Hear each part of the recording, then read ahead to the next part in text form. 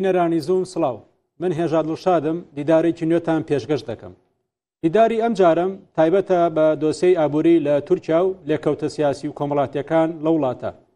قەیرانی ئابووری لە تورکیا لە پاش ساڵی 2016ەوە قۆناغ بە قۆناغ پەرەیسن. سەرۆکی تورکیا هەرزوو ڕایگەیان قەیرانەکە کاتیە و کار بۆ گەڕانەوەی بەهای لیرەی تورکی و نەمانی قەیرانی ئابووری لە وڵاتە دەکەن. بەڵام تا هات قەیران قوڵتر بووەوە و گرانی بەرۆکی تەواوی چین و توێژەکانی تورکیا و باکووری کوردستانی گرتەوە. بەرزبوونەوەی ڕێژی هەڵەوسان بە ڕێژەی بێکاری پرسێکی دیکەی ئەو وڵاتەیە کە لە ئێستادا زۆرترین نقاشی لەسەر دەکرێت. گەلی تورکیا تاکو سیوێکی ئازار چانسیان بە ئەردۆغاندا بوو لە سەرگفتەکانی خۆی ئابووری وڵات لە ماوەیەکی کورتدا باشتر بکات. بەڵام هەڵبژاردنەوەی ئەردۆغان وەک سەرۆککۆمەڵ لە 2018 و 2023 نەیتوانی گفتەکان بەجێ بێنێت. لە هەڵبژاردننی سیوێکی ئازاری ئەم ساڵدا بۆ یەکەم جار لە پاش 21 ساڵ لە فەرمانڕەوایی ئاک پارتی دەنگەکانی ئاک پارتی لە سەرتاسەری تورکیا پاشەکشەی کرد و بووە پارتی دووەم لە ڕووی زۆرینەی دەنگدەرەوە. چاودێران هۆکاری شکستی ئاک پارتی لە هەڵبژاردننی شارەوانەکانی سیوێکی ئازاردا بە هۆکاری ئابووری دەزانن وەک گرنگترین پرس لە وڵاتەدا. پرسەکە هێندە ڕەهەندی سیاسی وەرگرتووە بە جۆرێک ئایندەی دەسەڵاتی ئاک پارتی لە هەڵبژاردننی داهاتوودا سۆتە ژێر پرسیارەوە. بۆ گفتوگۆی زیاتر لەسەر تەوەری ئابووری میوانداری بەڕێز پرۆفیسۆری یاریدەدەر حەسەن بارداکچی دەکەم. بارداکچی مامۆستایە لە بەشی لۆجستی و بازرگانی نێودەوڵەتی لە زانکۆی هەران لە ڕووهای باکووری کوردستان. بەڕێز حەسەن بارداکچی بەخێراتی بۆ بەرنامەکەمان. مرحبا، اونجا بخێراتن سەرچاوان چانە باشن ڕێز هێژە. زۆر سپاس. تەماشاوانێوەجی. زۆر سپاس. لە ئێستادا لێکەوتەکانی قەیرانی ئابووری لە تورکیا چین؟ بۆچی ئابووری تورکیا باش نابێت؟ براستی برای هێژان کارم وێ تێخنە سێ دەما ساڵا 2001 دەونزانن حکوومەتا تورکیە ئاک پارتیە وەختێ ئاک پارتی هێنوو هاتە سەر حکوومەتێ براستی ئەکۆنۆمی پێشوە چوو یان براستی باشی پێش کرد لێ نێزی دەما ئەمبێژن ساڵا 2018 مەسەلا ڕاهی برانسن چێ بوو بەلکی تێ بیراوە ڕاهیبەکی ژە ئەمریقا لە تورکیا هاتە گرتن سەر ناوەی ئیستخباراتی گۆ لەڤر داخفەش بۆ لەوی گرتن پشتی وێ هەنکی ناوبەرا تورکی و ئەمریقا خراب بوو براستی ئەمریقا هەنێک ئەمبارگۆ دانین سەر تورکی و سەر ئابۆریاوێ براستی پشتی وێ هەنکی ئەمکارم بێژن ئابۆریا تورکی خراب بوو بازرگانیا وێژی پێرە خراب بوو و براستی پایوێرە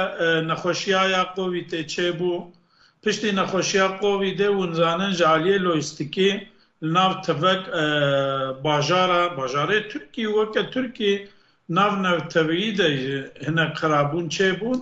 و تورکیژی وان را هەنکی پاشوە چوو براستی ئەسکارم سەر ئابۆریە بێژم ئابۆری ناوە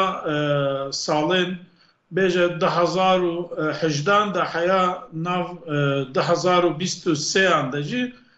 براستی نەباش بوو لێ ئەسکارم بێژم ئەف ساڵایە پاشییا گۆم ناو دەنە ئابۆریا تورکی هەنکی بەر باشبوونێوە دچە یعنی پێشتکەوە ئەم وێنە براستی ئەمکارن سەر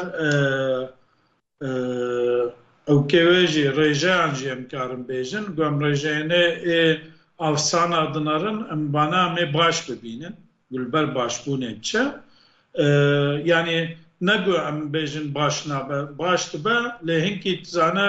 ئەv دەم هەنکی دوو درێژ بوو براستی ئەوژێ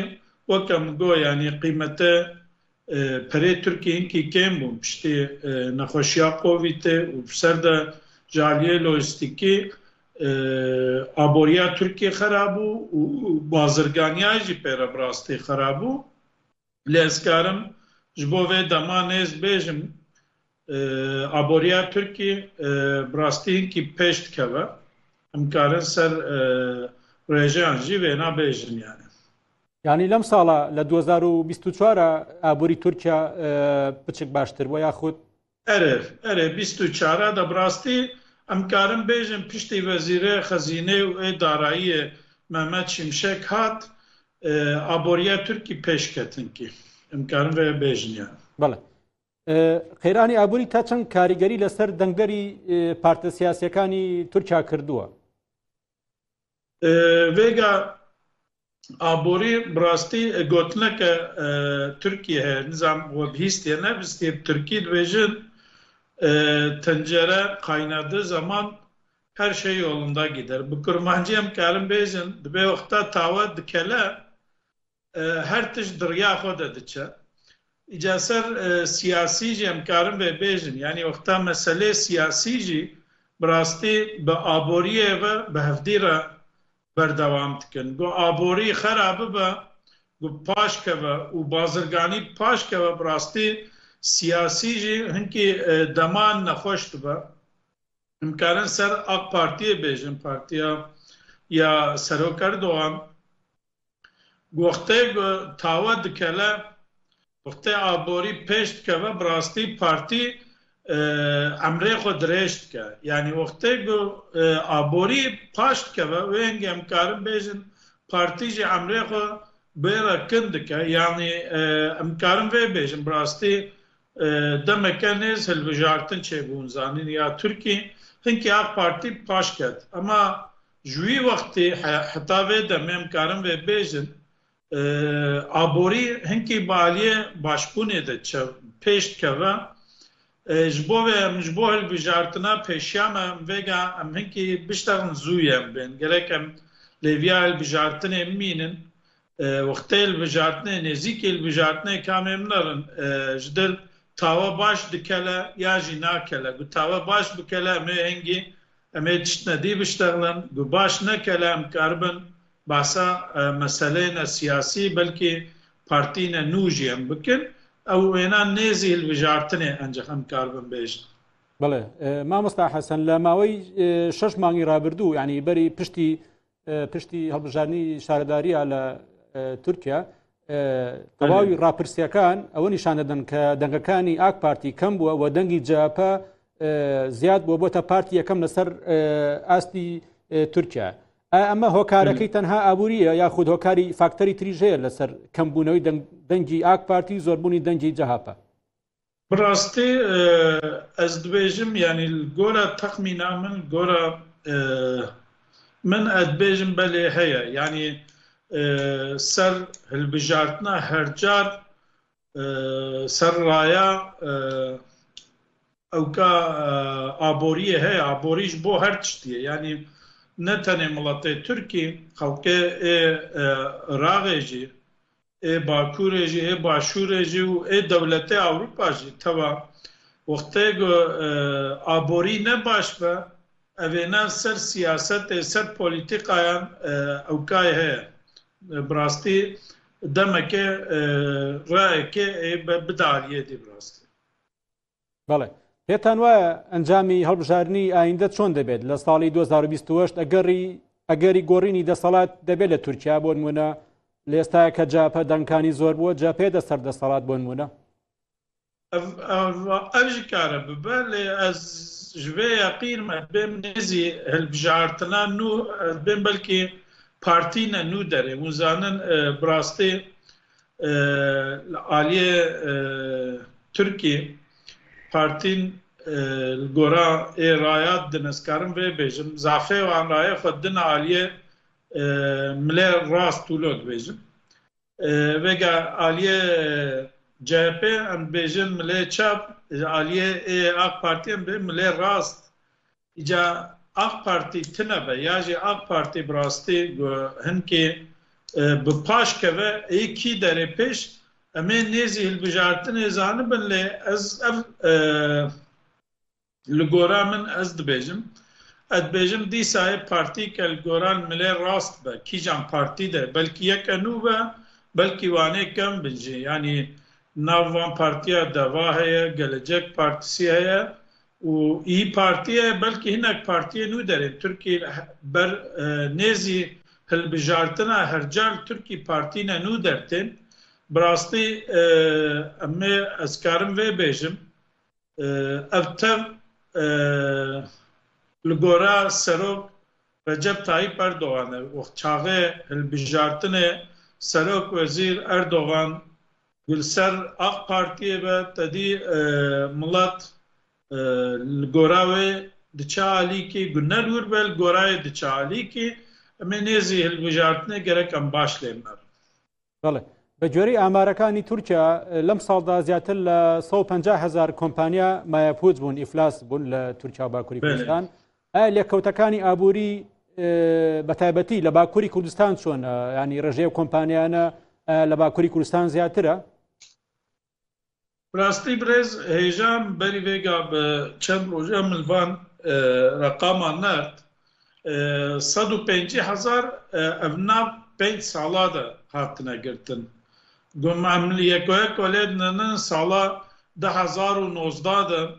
nêzîka 13,000 hatine girtin û 2020 de 15,000 2021 de 16 2022 de 23,000 û vêga ev demam tê de ne nêzîka 25,000 kampanya hatine girtin bi rastî teva dine ser ev dî bêje nav 5 sala de nêzîka 150,000 hatine girtin em servan tenê biştexlin weke nerast çêbe mijî goka ev hatine girtin bi rastî çend vebûne 150 hatine girtin çend vebûne bi rastî nêzîka 600,000 kampanyayê nû vebûne yanî em karin vê bêjin yek hatiye girtin şeşê nû vebûne ev vê şanî me de demek em karin vê bêjin مامۆستا لە باکووری کوردستان ئەو فیرمانی لە باکووری کوردستان هەنە li bakur jî بەڵێ li bakur jî li başûr jî bi rastî vane bağlê ew kêwê ne birêz hêja yanî ne tev ser bakur û başûrê ne ev dinare got çend milet lûr çi karî dike vêga em ser bakurê em karin vê bêjin li bakurê em bêjin tarem taxil zêde çêdibe li başûrê li aliyê başûrê jî sanayî mezin e yanî kampanyayê mezin ne û lûr karê zêde çêdibe li gora vê em karin vê bêjin li başûrê û li bel başûrê bêkar dimînin zêdetir in yanî ev dibe got em karin bêjin li başûrê kampanî zêdetir têne girtin li bakurê ev hinkî kêm e lê bi rastî wekem got ne tev ser bakur û başûrê maye بۆ نمونە لە ڕووهای باکووری کوردستان ئەو کۆمپانیانەی ئەو فیرمانی کە زیاتر لە ڕووی پیشەسازی و سنعاتەوە کار دەکەن لە چ بوارێکە ینی پیشەسازی ڕووها لە چ بوارێکە زیاتر ئێستا بەرهەمیانەیە li Rihayê evîş wekem got li ne tenê ser bakurê li nav tevek Tirkiye bi rastî kêm bûye yanî aborî ji bo nav got kêm bûye ji xwe em zanî hêne kampanyê werne girtin û wexta got aborî vedbe pêş dikeve ev kampanyê dîsa ê nû vedbin nav ew kê de ez karim vê bêjim wekem got ev her 5 salê paş bi rastî aboriya Tirkî ket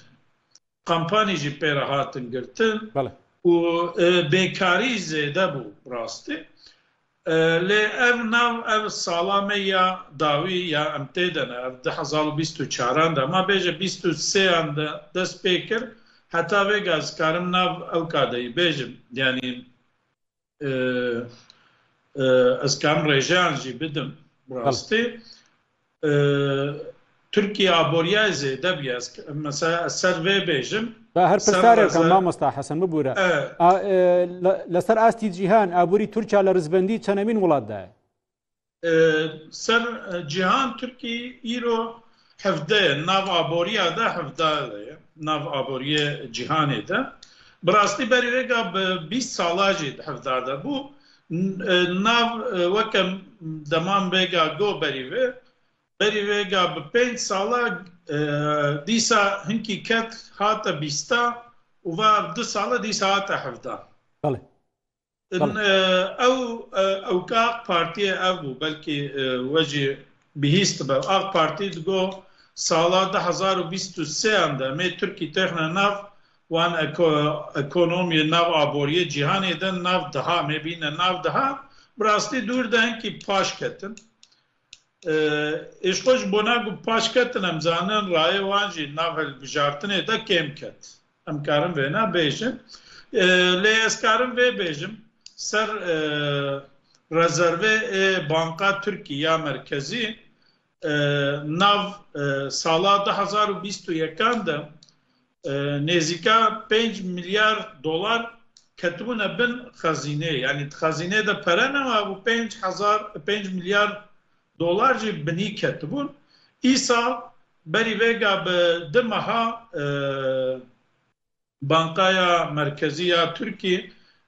rezervê xwe gotin got vêga rezervê me ê bankê hatine 154 milyar dolar yanî ev li ber başbûnê çet em vêna ji vir karin bêjin rastî birêzêşa. مامۆستا پرۆژەی ڕێگەی گەشەپێدان هەیە لە نێوان عێراق و تورکیا کە بڕیارن لە ماوەی چەند ساڵێکە ئەم پرۆژێ بە تەواوەتی جێبەجێ بکرێ و کۆتایی پێبێت پێتان وایە ئەم پرۆژەیە سەر بگرێت؟ برێزێژا ئەv پرۆژەیە ڕیا پێشکەتنا تورکی و عێراقê rastî ji behrayê dest pê dike behra Basrayê dest pê dike ev tişkî giring e ji bo Tirkî ji bo Iraqê çima giring e devletê weke Tirkî weke Iraqê bi rastî petrol dîsal Iraqê hinkî heye li gora miletê wê devletê weke Tirkî ê ku petrolan doğal gazan zêde tune be yani gaza wan bi rastî bi van projeyê wilo em bêjin transit proje weke ji devletê dî riya û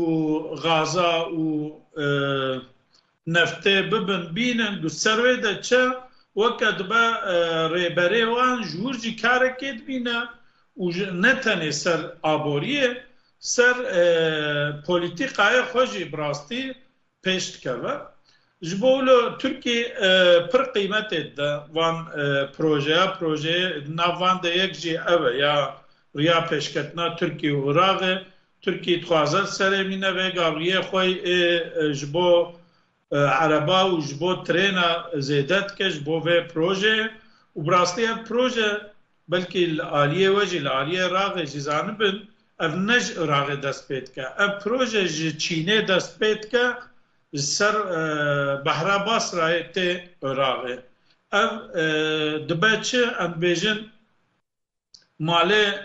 û xizmetê Çînê tevê ser Iraqê de bi rastî kareke zêde bigîje Iraqê û ê bigîje Tirkî jî Tirkî ne tenê bi vê proje Tirkî projeyê weke vê ji aliyê Îranê ji dewletê di jî dixwaze bibe û bîne û bi ser van jî vêga diaxifin ez zanim bi çend dewleta re ser van projeya diaxifin bi rastî. با هەر یەکسەر ئەوش بپرسم ڕۆڵی ئێران لەم پرۆژەیە چییە؟ ینی لە ماوەی ڕابردووە سەرۆکی ئێران سەردانی عێراقی کرد و ئەوەی دووپات کردەوە کە پەیوەندی بازرگانی لە نێوان ئێران و عێراق پەرە پێدەدەن ئەمە ململانی بە جۆرێک لە ململانی نێوان ئێران و تورکیا لە سەر خاکی عێراق خوێنرایە بۆ ڕکابەری خۆیان لە ڕوانگەی سیاسی بە تایبەتی ئابووریشەوە ڕای ئێوە چییە؟ ڕۆڵی ئێران لەم پرۆژەی ڕێگەی گەشە پێدانە چییە؟ برێزێژە ئیران بڕاستی ئیران jî dixwaze ji vê projeyê dûr nemîne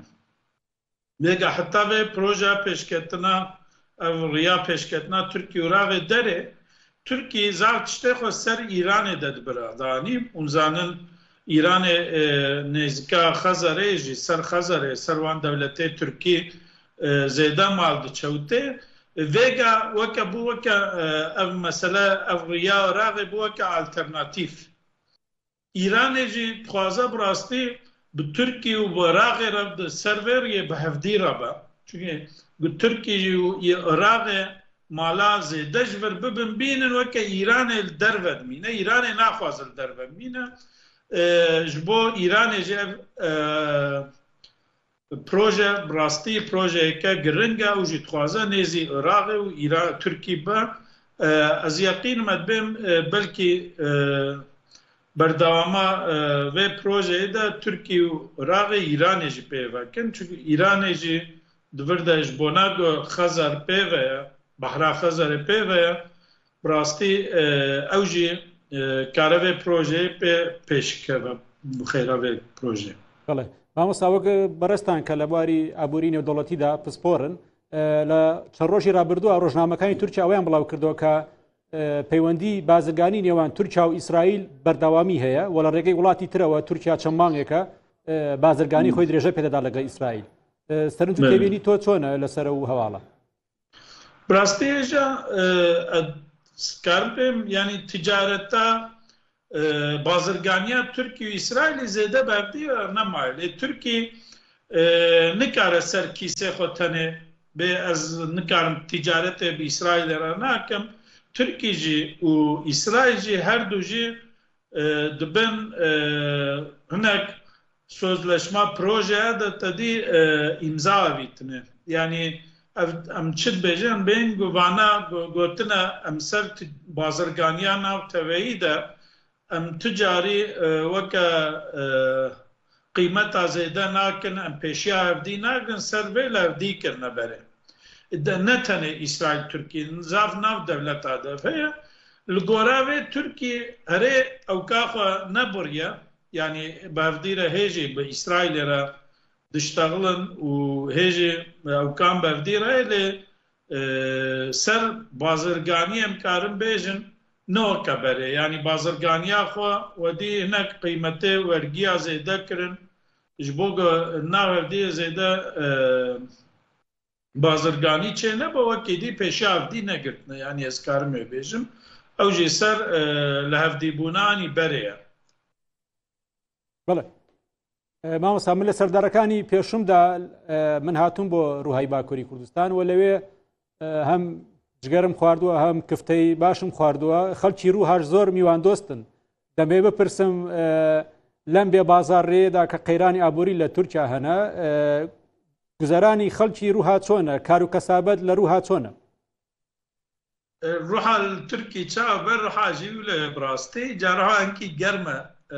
باجاره گرم تهاتیت زانه هنکی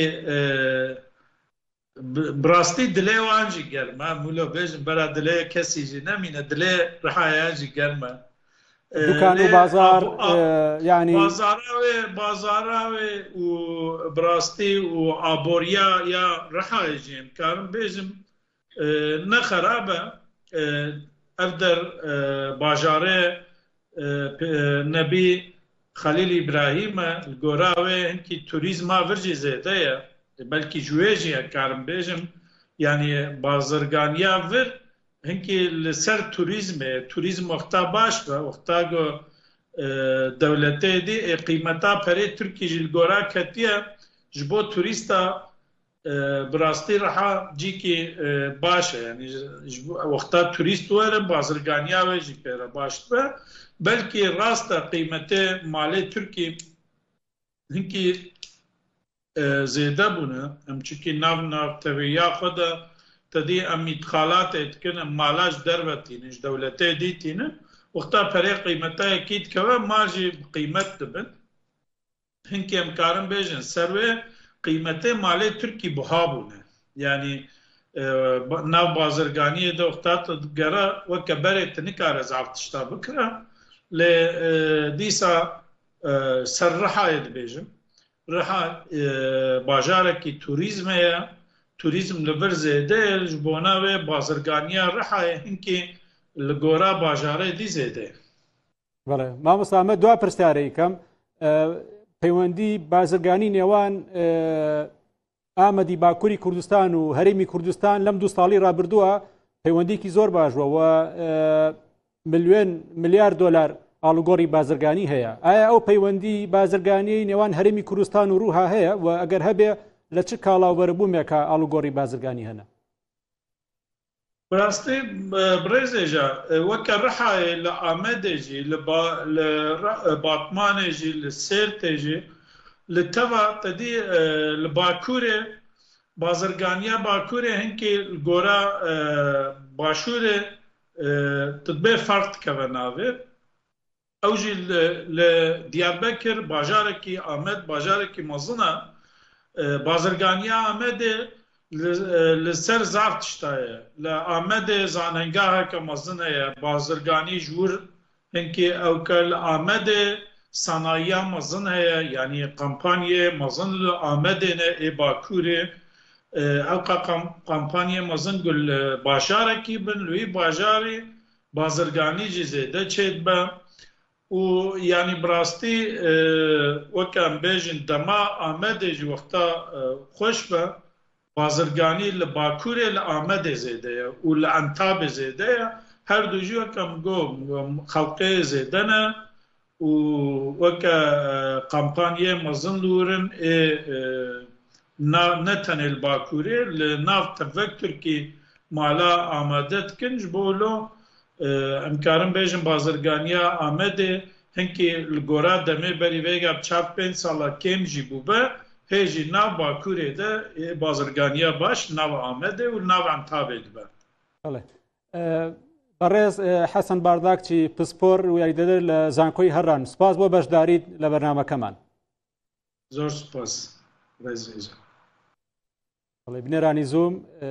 دیداری ئەم جارم پێشکەش کردن هەر شاد بن.